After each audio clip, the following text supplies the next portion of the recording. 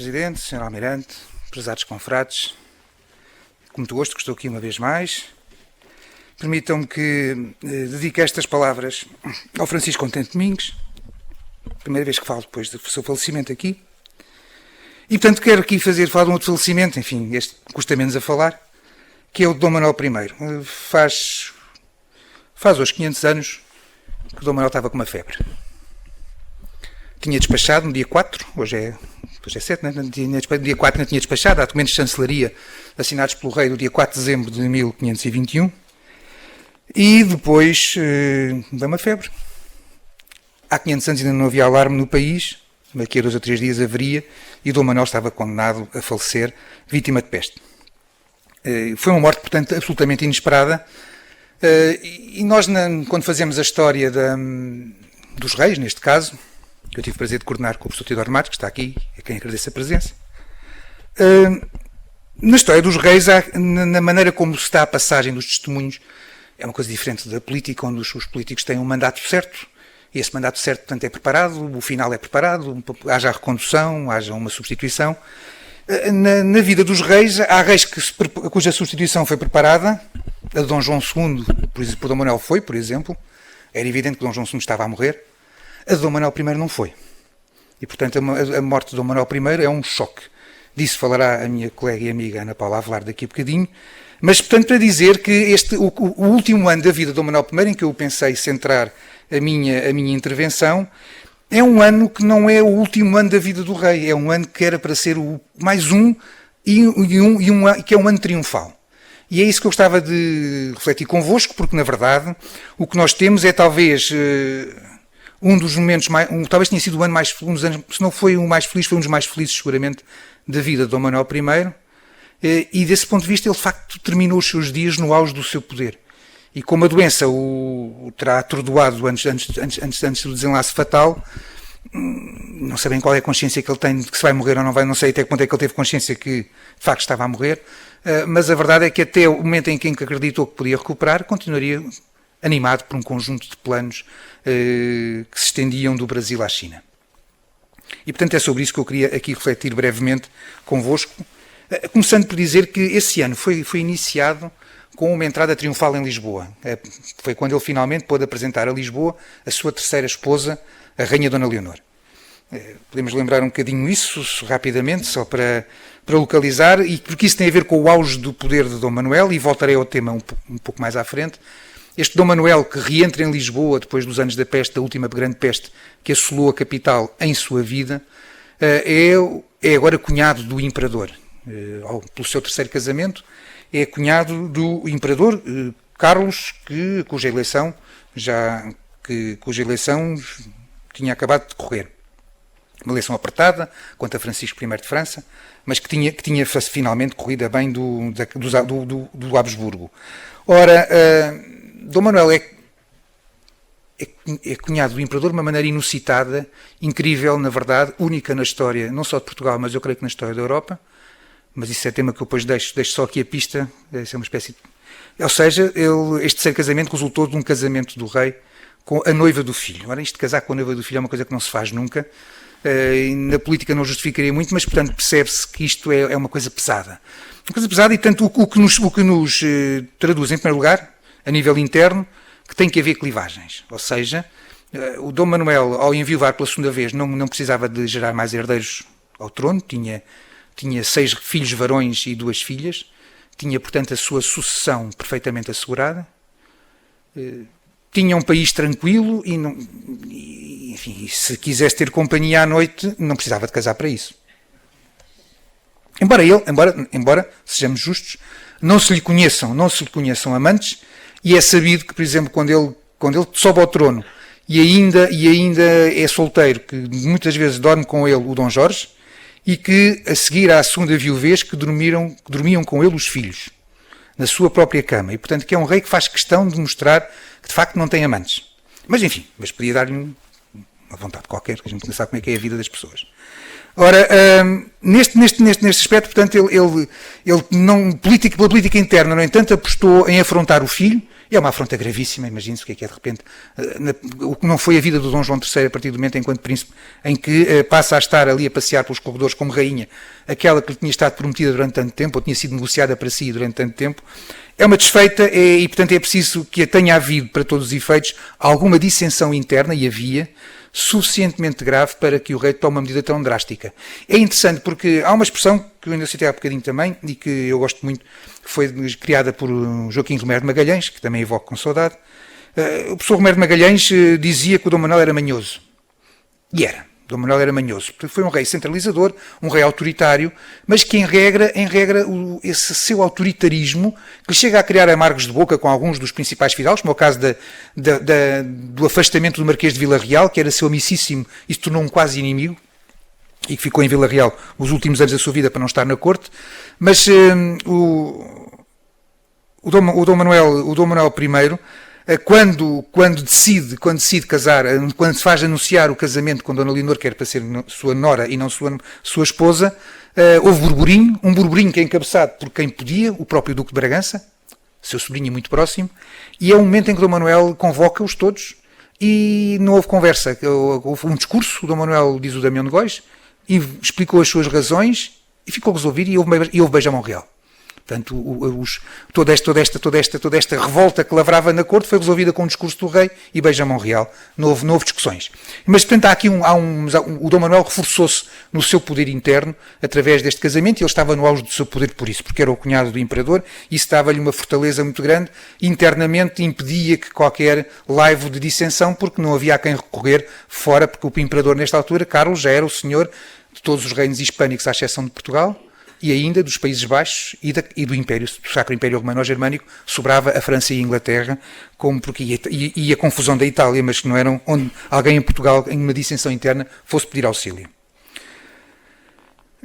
Em abril de 1521, Dom Manuel I enviou uma armada à Índia, talvez aquela que mais ele acreditou que estava a cumprir o seu desígnio. Em 1521, a armada saiu comandada por Dom Duarte Menezes, nunca tinha partido para a Índia fidalgo de tanta proeminência. Dom Duarte Menezes era o herdeiro do Conde de Tarouca, e portanto já quase todos os principais, todos os vice-reis e governadores anteriores eram parentes próximos de titulares da nobreza titular, mas nenhum era o herdeiro da casa. O Afonso Albuquerque era neto do Conde da Atoguia, o Dom Francisco de Almeida era irmão do Conde de Abrantes, mas o Lobo Soares era cunhado, o Lobo Soares e o Diogo Lopes eram cunhados do Conde de Cantanhede, mas agora o Dom Duarte Menezes é o herdeiro da casa de Tarouca, casa muito próxima do mordomo Mor, e, acima de tudo, o Dom Duarte vai para a Índia saído de Tânger. E, portanto, é a primeira vez que um capitão de Marrocos é desviado de Marrocos para a Índia. Portanto, estamos no auge da ideia de cruzada de Dom Manuel I, isto coincide com o momento em que Dom Manuel I envia uma expedição, esta armada que vai para a Índia, leva, na verdade, também a esperança de finalmente se poder estabelecer a aliança com o Preste João. O Preste João, ou seja, o rei da Etiópia, que ainda está por descobrir que afinal não tem a força que se imaginava, pelo contrário, o rei da Etiópia nunca vai ajudar os portugueses a combater os turcos portugueses é que vão ajudar o rei da Etiópia a defender-se dos turcos. Mas isso é a diferença entre o que é a realidade e aquilo que era a imaginação de quem não conhecia a realidade, que é próprio deste processo dos descobrimentos. A descoberta é esta também. Também se descobriu qual era a verdadeira realidade geopolítica da Etiópia e não aquilo que se imaginava durante séculos aqui na Europa. E, portanto, Dom Manuel enviou uma armada que tinha esta função, e por isso é que vai um guerreiro da estirpe de Dom Duarte Menezes, um guerreiro para esfiar para o governo da Índia e que levava consigo também uma armada dentro da armada, uma esquadra dentro da armada, comandada por Martim Afonso de Melo Coutinho, que ia com os seus irmãos, Vasco Fernandes Coutinho e Diogo de Melo, com a missão de ir até à China e aí construir uma fortaleza. O rei não queria invadir a China, o rei já achava que conseguiria ter um acordo com os chineses para que os chineses os deixassem, como deixava o rei de Coxim, como deixavam os africanos da Costa do Ouro, como tinha deixado até a população de Moçambique e de Sofala, que o deixassem construir fortalezas não para ofender ou para interferir na política interna desses territórios, mas simplesmente para ter uma feitoria protegida por uma guarnição. E, portanto, Dom Manuel I nunca soube que o Prestes João, afinal, não tinha força nenhuma. O Dom Manuel I nunca soube que as relações com a China iriam fracassar naquela altura e que só seriam retomadas daí a 30 anos, através de um modelo completamente diferente de aproximação aos chineses, pela mão já, nem tanto do seu filho, rei Dom João III, mas do seu filho, infante Dom Luís, que foi quem ajudou também a enviar as pessoas certas para negociar com os mandarins. Mas, portanto, Dom Manuel não só morre também no auge do seu poder imaginado, ou seja, o rei está convencido que está no momento, chegou a hora da cruzada, a tão desejada cruzada a Jerusalém, embora isso tivesse mais dificuldade, porque agora quem era senhor de Jerusalém já não eram os mamelucos fragilizados, mas os otomanos poderosíssimos que ameaçavam nessa mesma altura o Vale do Danúbio e para se aproximarem depois da cidade de Viena, que estavam à beira na Batalha de Moax, de matar o último rei da Hungria, e portanto o facto dos otomanos já terem conquistado o Egito e a Síria e o Egito entre 1516 e 1517, significava que o Mediterrâneo Oriental se estava a recompor debaixo de um poder formidável que foram os otomanos, só travados quando falharam o assalto a Malta e quando depois foram derrotados em Lepanto entre 1565 e 1571. Mas nesta altura, Dom Manuel I não imaginava isso, sabia que estava a beira ter a aliança com o tão desejado, tão procurado desde o tempo do infante Dom Henrique e também por Dom João II, o Prestes João, e portanto para concretizar a tão desejada a ação de pinça que permitiria os portugueses e a cristandade resgatarem Jerusalém para a própria cristandade. E portanto Dom Manuel I estava convencido que essa ação, e é uma ação que era concretizável, e portanto estava no auge de tudo o que ele tinha sonhado para a Índia, porque falta a parte das especiarias, mas já lá chegarei. Mas do ponto de vista do que é a política da Índia e da política militarista que ele desencadeia em 1502, quando envia pela segunda vez Vasco da Gama, no sentido de combater os interesses muçulmanos espalhados pela Ásia, estava num momento aparentemente triunfante e além disso, com esta outra extensão, essa inesperada, nunca programada no tempo de Dom João II nem dos seus antecessores, mas que os portugueses se apercebem dessa outra alternativa, dessa outra área de negócio extraordinária, o negócio da China, um negócio extraordinário que era a China, consumidora de especiarias tão ou mais forte do que a Europa, e que exatamente com esta expedição de 1521 se esperava que se fosse possível serem os portugueses a conseguir ganhar parte do negócio entre Sumatra e a China. E portanto, Dom Manuel está à espera dos resultados deste seu entusiasmo, mas já tem a expectativa só podia ser naturalmente positiva. Ele tinha esperado por isto 26 anos e tinha resultado. Mas voltemos ao casamento, porque também em abril de 1521 Dom Manuel ganhou a Península Ibérica. Só lhe faltou foi depois viver para que o ganho fosse um benefício verdadeiro. Porque Dom Manuel casou com Leonor não só por razões portuguesas, as razões portuguesas são as menores. O facto de Dom Manuel I sentir oposição interna, o facto de Dom Manuel I ter algum interesse em reforçar o seu poder e o parentesco próximo ao imperador era uma das formas, não levaria necessariamente a que Carlos V sacrificasse uma das irmãs num rei de 48 anos. É curto. Os interesses, o sacrifício, se pensarmos que isto é um jogo de xadrez, Carlos V sacrificou um bispo. Não sacrificou a rainha, mas sacrificou um bispo.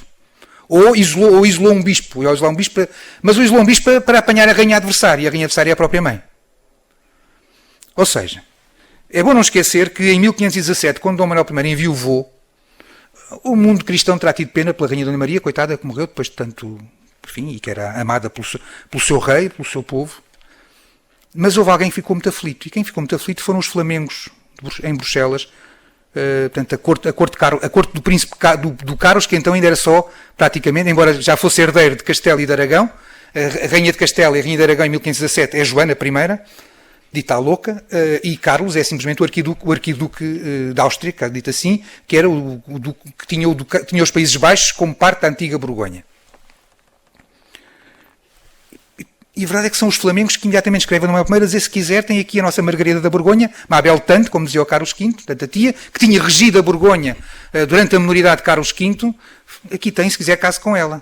E temos de estar, qual é a razão de a corte em Bruxelas, de repente, ter tanto empenho em arranjar uma terceira esposa simultaneamente para Dom Manuel e para a boa da Margarida da Borgonha, estava lá sossegada, como regente que tinha sido e com o prestígio que tinha tido enquanto regente dos Países Baixos.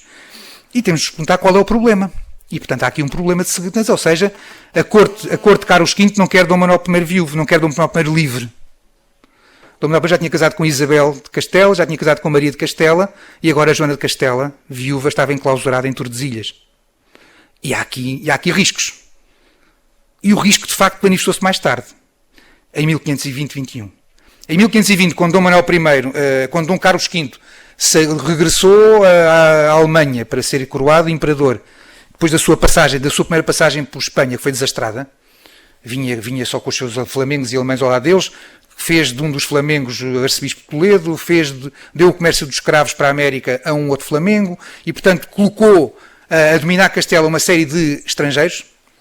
Ainda estava Carlos V a zarpar para fora, já estavam os comuneros a lançar a revolução em Toledo.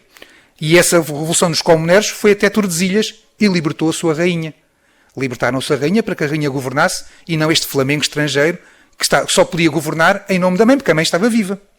O problema é que a mãe estava viva, mas não despachava, não assinava documentos. E, portanto, a chave era encontrar quem assinasse pela rainha a mando da rainha. Os comuneros, depois de ocuparem Tordesilhas, só enviaram uma embaixada. Essa embaixada foi a Portugal. O Dom Manuel I recebeu-os, mas disse: já estou ocupado, lamento imaginar que, portanto, não há nada a fazer. E pouco depois chegam também a Portugal, à corte portuguesa, os representantes de Carlos V, os aristocratas castelhanos, a quem Dom Manuel dá 50 mil cruzados. É muito dinheiro. E são os 50 mil cruzados de Dom Manuel I que armam a hoste que esmagou os comuneros na Batalha de Villalar, a 23 de abril de 1521, nas imediações de Tordesilhas. E, portanto, a partir deste dia, Carlos devia o trono castelhano e devia a Península Ibérica ao cunhado e tio Dom Manuel I. Carlos estava enliado, não teria, se até Dom João III conseguiu impor isso, quanto mais Dom Manuel I não teria conseguido impor Isabel, a sua filha, como a imperatriz. E o que significaria que se Dom Manuel tem vivido mais de 10, 15 anos, que era perfeitamente viável, tantos outros reis portugueses viveram, Dom João I viveu mais 25 anos do que Dom Manuel I, Dom Manuel I, a certa altura, seria o rei de Portugal e o pai da regente de Castela, porque Dona Isabel, sempre Carlos V se ausentou, tornou-se regente de Castela. E, portanto, Dom Manuel I, ao não aceitar o partido de Joana e ao aceitar antes ser aliado do imperador, na verdade, a Casa de Austria tinha razão em tentar casar o Dom Manuel I, porque o Dom Manuel I precisava de ser neutralizado enquanto potencial ajudador de Joana a Louca, e a solução para isso era casá-lo. Não foi com a Abel tanto, foi com a Serra. Não foi com um peão, foi mesmo com um bispo. Teve-se que aumentar o sacrifício, teve que ser no tabuleiro do xadrez europeu e peninsular, teve que ser maior, porque Dom Manuel tinha que haver qual tinha que ser uma maneira de ser neutralizado, e a prova é que, imaginemos o que é que seria Dom Manuel, inclusive com o filho casado com Dona Leonor, e de repente aparecerem os comuneros com Dom Manuel I viúvo.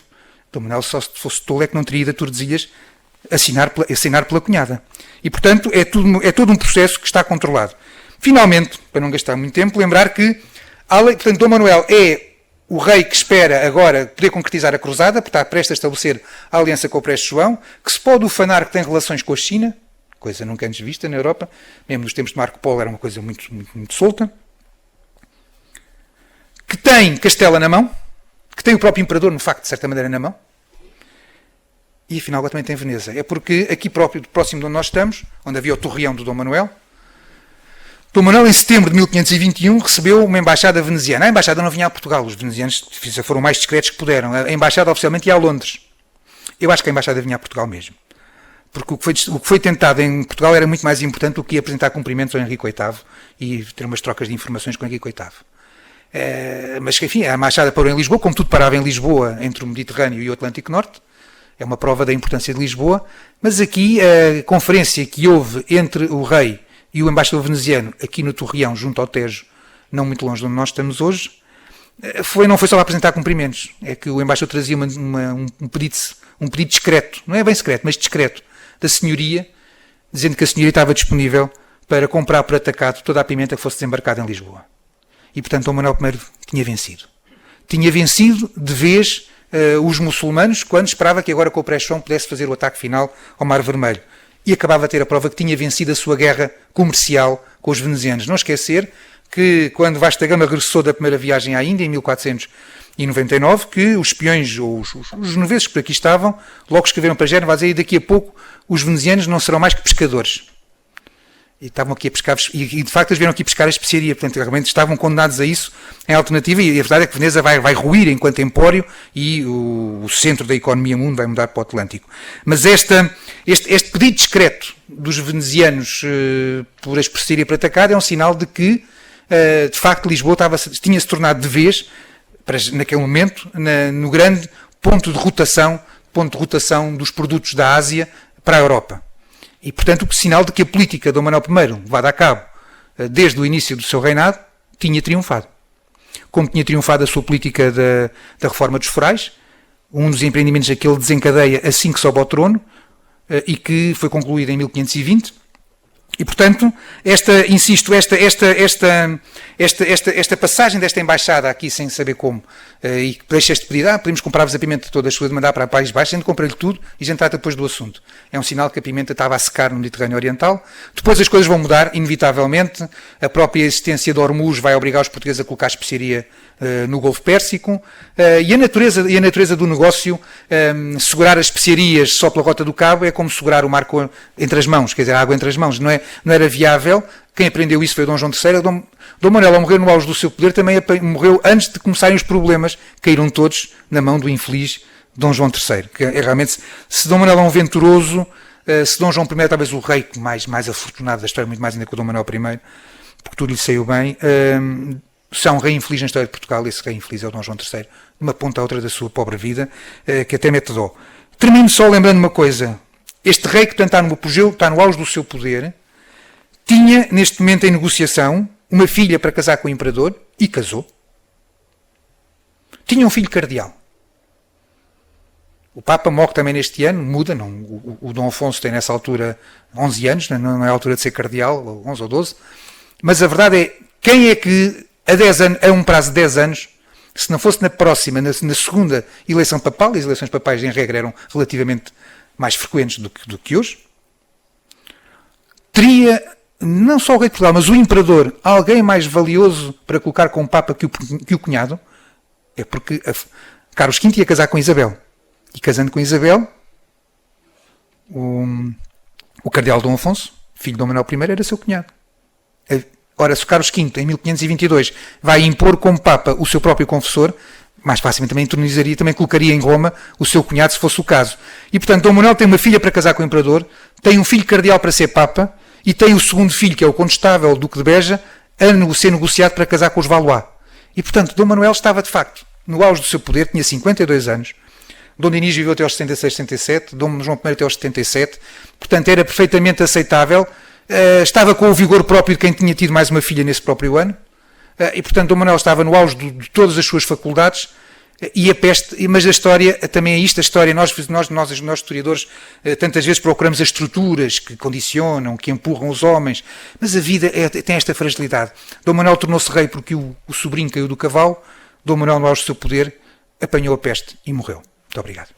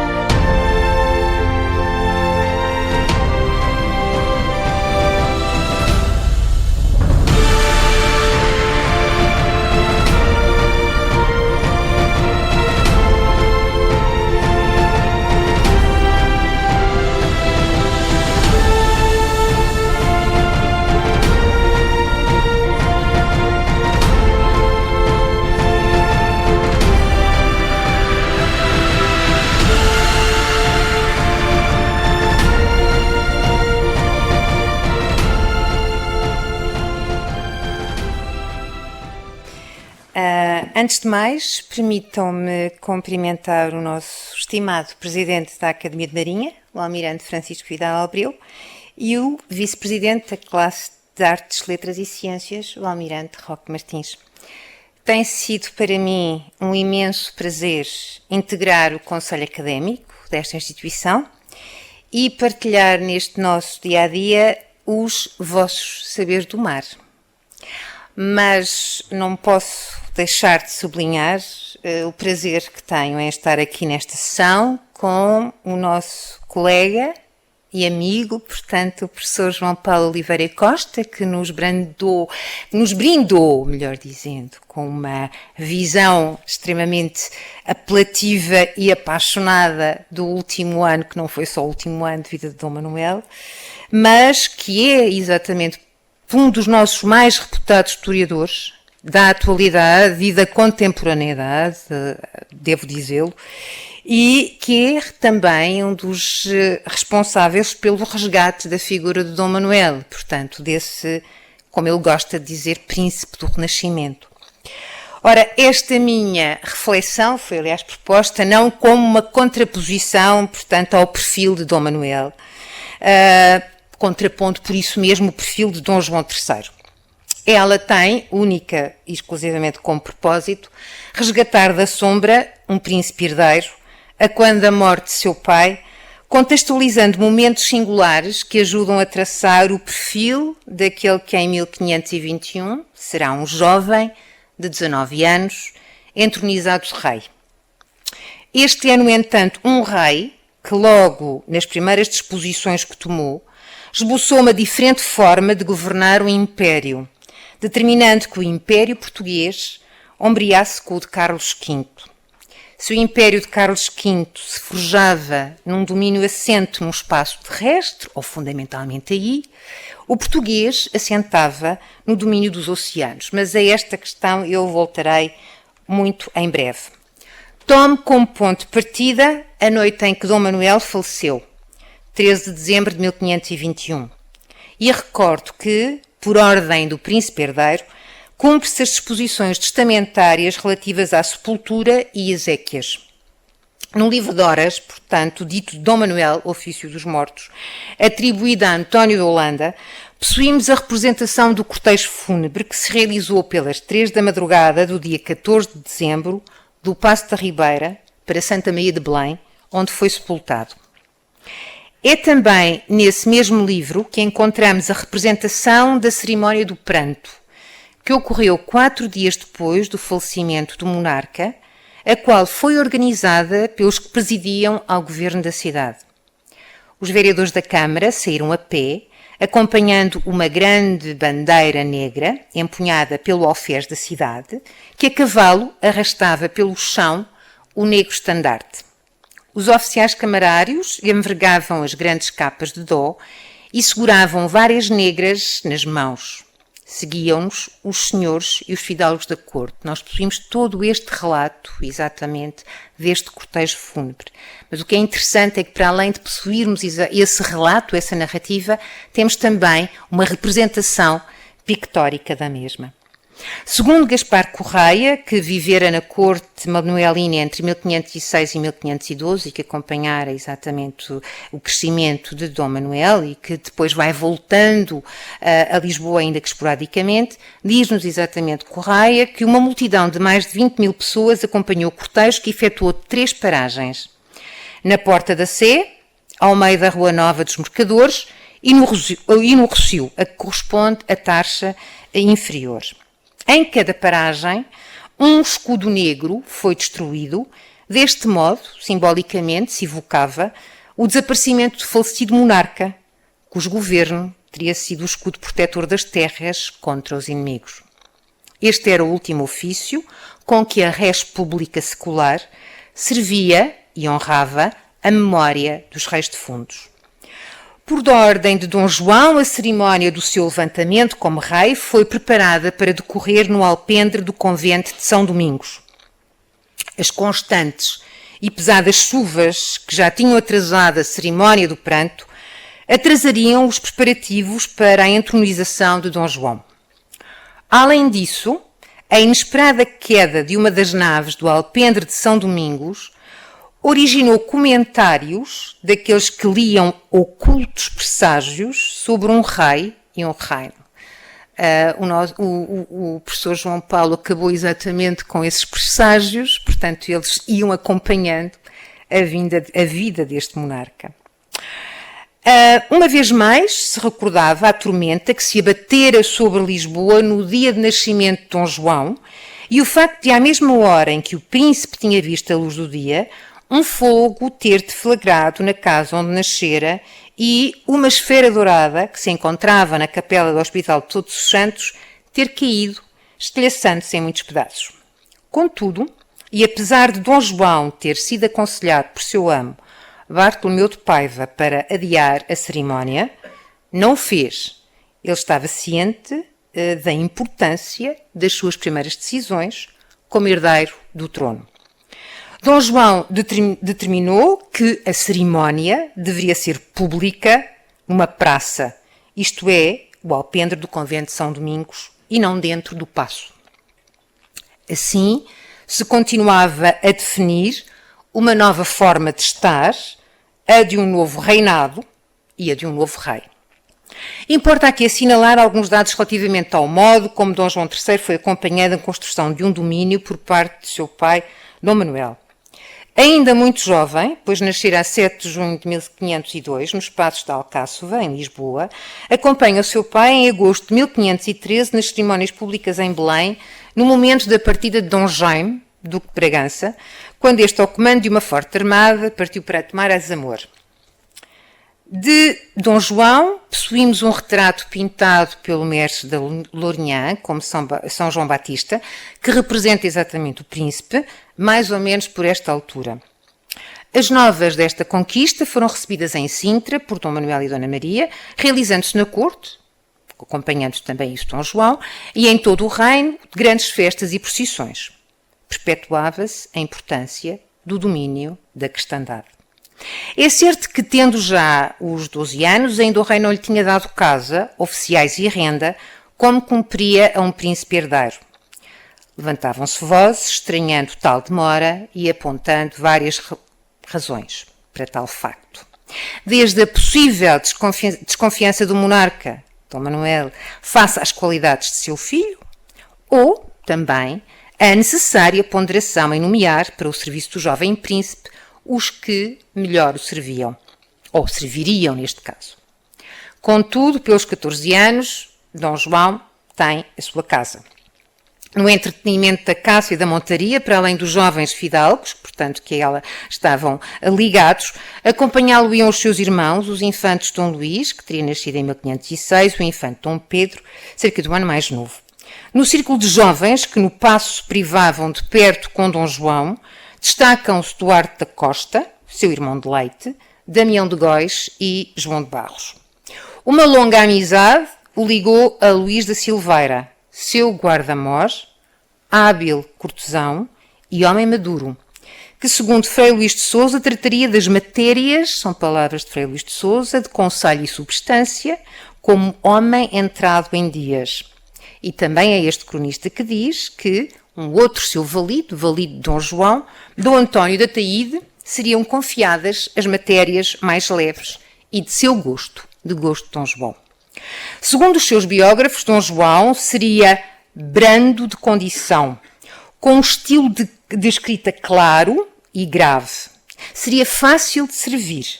Não usaria palavras ásperas quando descontente, embora, segundo os cronistas, os seus olhos denunciassem o que sentia.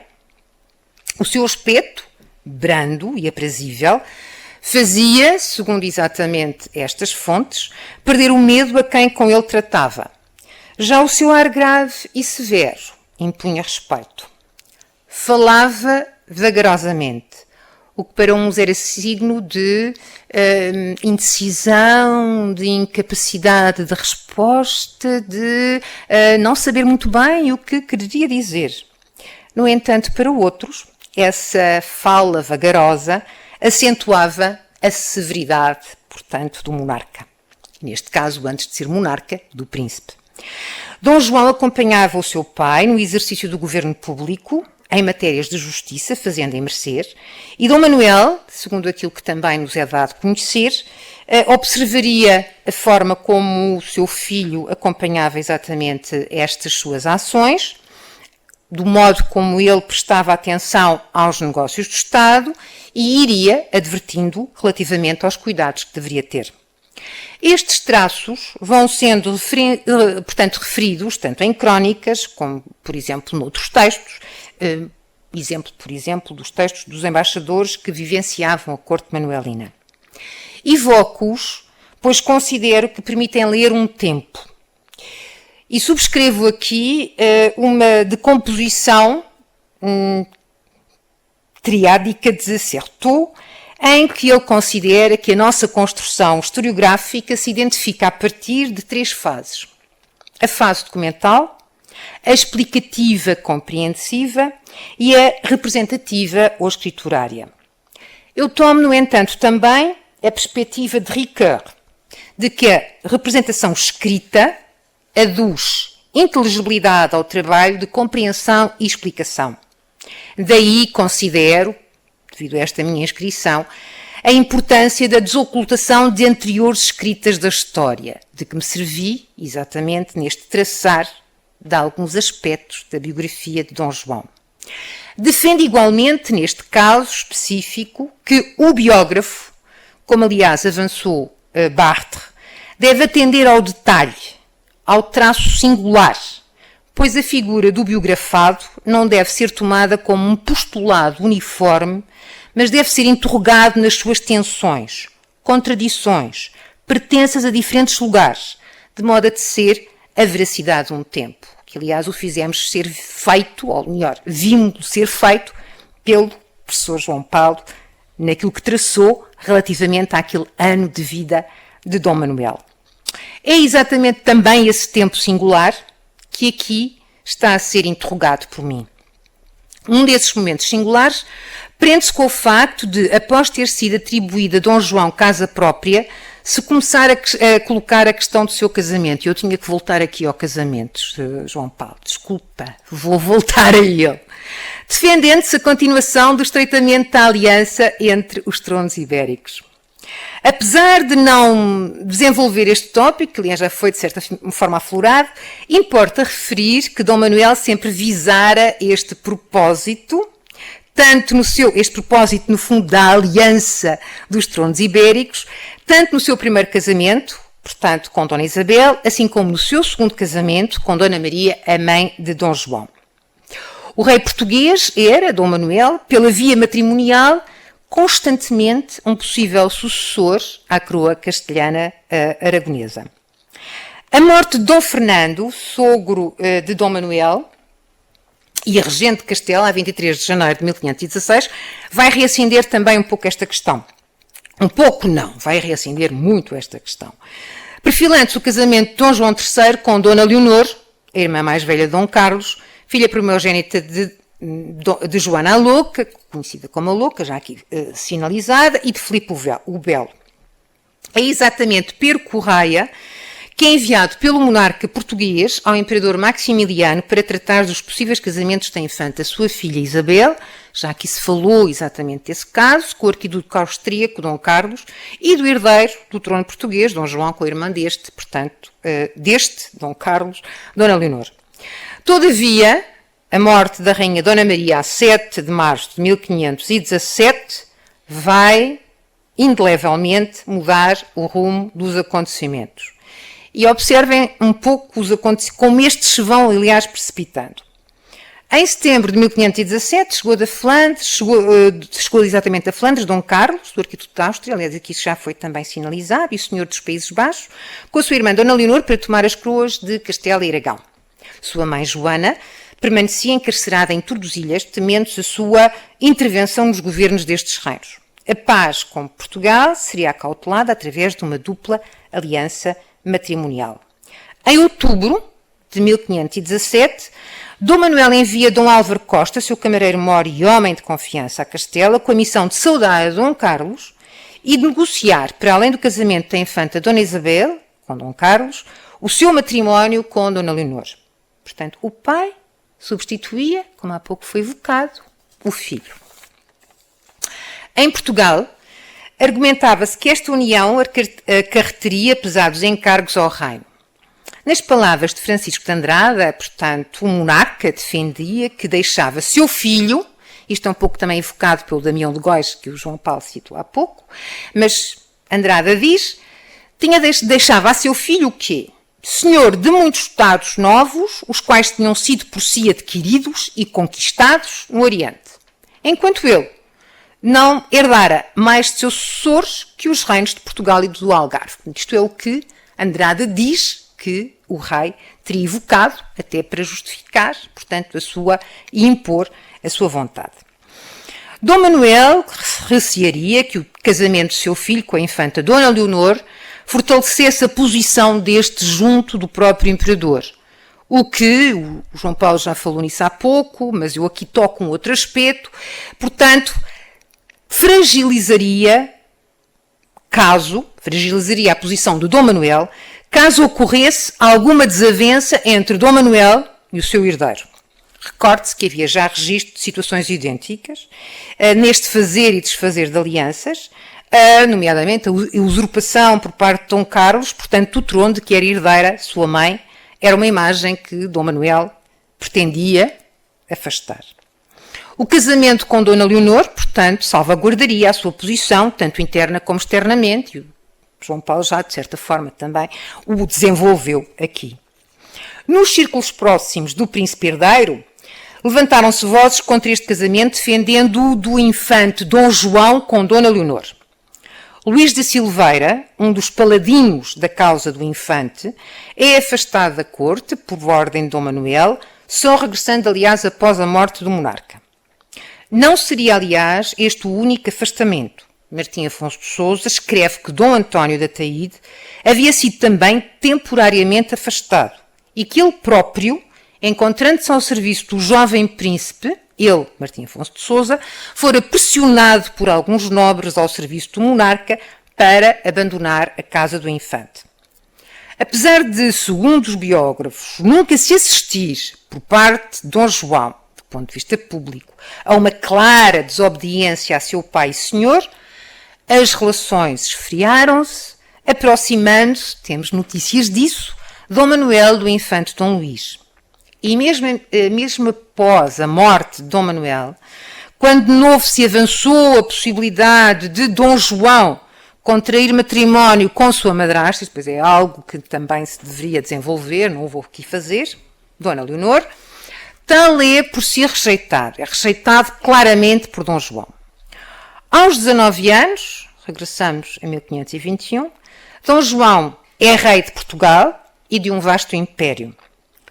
Contudo, contrariamente ao que até os seus mais próximos esperariam, manteve junto de si muitos dos que tinham acompanhado seu pai, preservando a continuidade governativa, nós ontem aliás falámos nisto, sendo as vacaturas nos respectivos ofícios gradualmente preenchidas pelos seus mais diretos validos.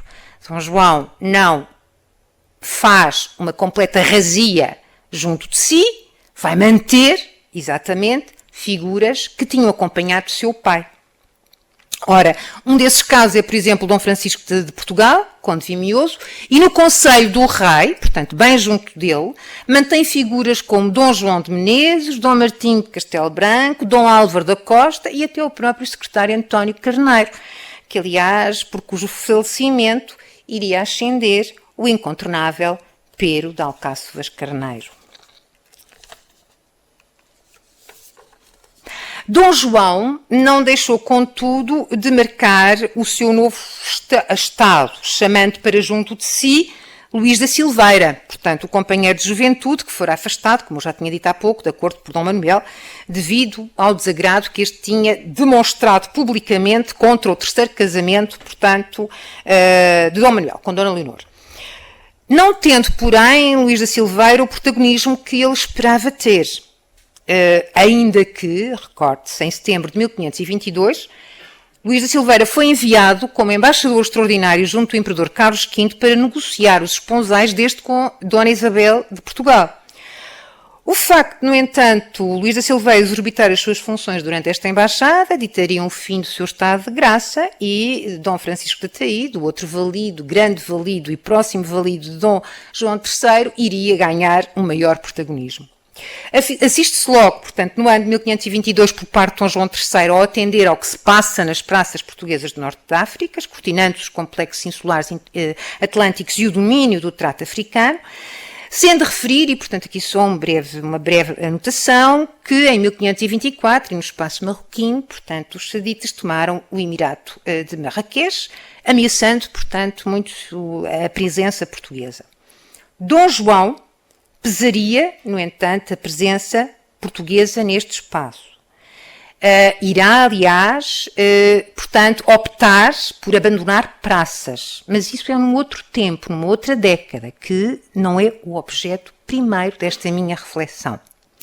Contudo, importa atender que logo em 1522, Dom João III tem que atender ao facto das costas brasileiras serem assoladas por corsários, na sua maioria franceses, o que considero que iria determinar uma atenção particular de Dom Manuel, nomeadamente nas relações que ele vai ter com Francisco I, e tornar-se, de certa forma, quase que tentando não escolher, ou pelo menos balancear entre as opções que faz junto da coroa, portanto, francesa, e das opções que tem que tomar também junto de, portanto, Carlos V.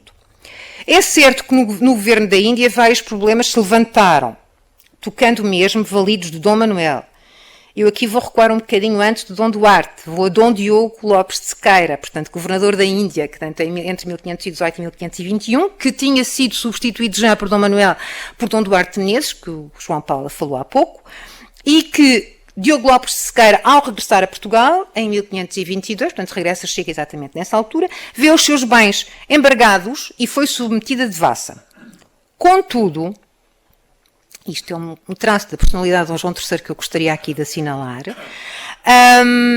Dom João III devolver-lhe-á os seus bens e logo em 1523, no meio ao Mutacemor, e vai integrá-lo a ele, portanto, a Diogo Lopes de Sequeira, em 1524, na delegação portuguesa que em Badajoz Elvas estará a negociar com os representantes de Carlos V a posse das Molucas. É certo que entre o final de 1521 e inícios de 1522, Duarte Pacheco Pereira regressaria da mina a ferros, suspeito de corrupção, tendo os seus bens sido confiscados, outro dos próximos de Dom Manuel.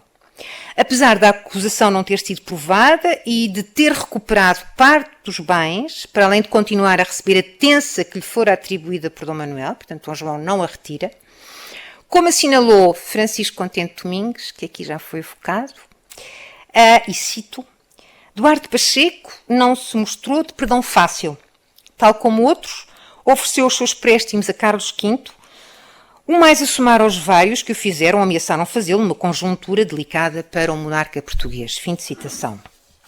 Refira-se igualmente que durante o vice-reinado de Dom Duarte de Menezes foram muitas as dificuldades sentidas devido às revoltas de Ormuz, há pouco também sinalizada, e os sintomas de mal-estar, portanto, por todo o Extremo Oriente.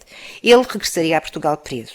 Mas estes são vetores que importa continuar a desenvolver, não é o propósito aqui, mas eu gostaria de sinalizar que, durante exatamente o reinado de Dom João III, as contendas, peço desculpa, entre as várias oligarquias familiares portuguesas e entre o oficialato político-administrativo do governo da Índia português se foram acentuando e se foram desmultiplicando. Considero realmente que o peso do poder que o jovem monarca recebera com 19 anos foi desde logo por ele sentido quando, nos primeiros dias de setembro de 1522, aportou em Salucar, a Nova Vitória, capitaneada por Sebastião de Elcano, a única embarcação sobrevivente da expedição de Fernão de Magalhães. Ainda muito recentemente, analisámos esta expedição, sendo que em novembro de 2022 trataremos seja do regresso, portanto, de Sebastião de Elcano, seja das suas repercussões. Sinalizo, no entanto, aqui o facto de Dom João III ter apresado uma das chalupas da Nova Vitória, que aportara a Santiago, procurando os vivos que escasseavam e tentando ocultar aquela que fora a sua rota. Contudo, Apesar da tentativa de apresamento da nau, Vitória, ela conseguiria chegar a terras espanholas. Este incidente provoca uma torrente de mútuas recriminações que viriam a condicionar a já referida embaixada de Luís da Silveira. A missão que este tinha investido para prosseguir as negociações, tendo em vista o casamento de Carlos V com a infanta de Portugal, Dona Isabel, e de negociar o eventual casamento entre Dom João III e a jovem irmã do imperador, Dona Catarina, seria relegada para segundo plano. Afinal, agora, o que importava seria defender os interesses de Portugal. Isto na perspectiva de Dom João III. Luís da Silveira recebeu instruções muito precisas de Dom João III no sentido de recordar a Carlos V a promessa de que a expedição de Magalhães não entraria no espaço português. No entanto, paralelamente às negociações desenvolvidas junto do imperador, Dom João III envia António Brito às Molucas com a missão de expulsar os castelhanos das Ilhas do Cravo. Ainda em agosto de 1522, Dom João III receberia informações do rei de Ternate, Abu Ayat, sobre a presença castelhana. Estas informações foram enviadas pela mão de Jorge de Albuquerque, capitão então de Malaca. O próprio Albuquerque tinha-se encarregado de mandar traduzir a missiva do malaio para o português. Ora, nesta missiva, o jovem rei de Ternate solicitava o apoio de Dom João devido ao facto de os castelhanos terem entregue ao rei de Tidor, segundo exatamente esta missiva, 40 bombardas e 60 bestas, prometendo que em breve chegariam 20 naus, o que reforçaria, portanto, o poder deste potentado, Tidor, e, portanto, iria alterar a correlação das forças em presença no território. Em novembro de 1522, Dom João III ordena a Luís da Silveira que reduzisse, portanto, a embaixada, pois a missão agora era realmente de uma natureza diferente. Sobrepunha-se o pesado litígio diplomático. Luís da Silveira não acata a recomendação, mantém o esplendor da embaixada e, por seu turno, também o imperador não cedeu às condições portuguesas, não reconhecendo o direito de Portugal às Ilhas do Cravo. Propôs, em contrapartida, que os participantes na expedição de Fernão de Magalhães, que se encontravam detidos em Portugal, fossem libertados. Com o objetivo de ultrapassar o impasse, foi sugerido que se constituísse uma junta que estudasse a questão das Molucas e que ela apresentasse uma solução.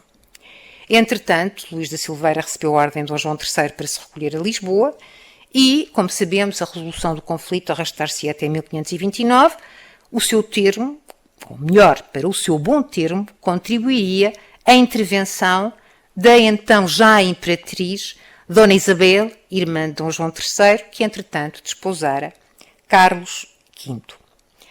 Apesar do fracasso de Luís da Silveira e da disputa e do litígio diplomático aceso pelas Molucas, nos anos de 1523 e 24, Dom João III continua a perseguir a aliança com a Espanha de Carlos V.